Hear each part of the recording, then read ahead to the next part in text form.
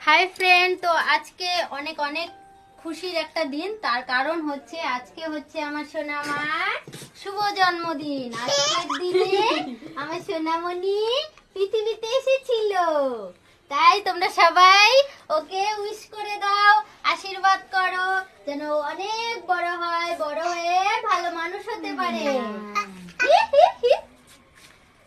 বলো হাই, বলো বলো সবাই আমাকে আশীর্বাদ করো।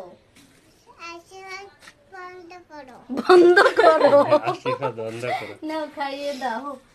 আশীর্বাদ মা ওরকম বলতে হয় না, বলো সবাই আমাকে আশীর্বাদ করো। সবাই আমাকে আশীর্বাদ করো। সবাই আমাকে পার্টি করো। কি যে বলে ওই জানে। দাও।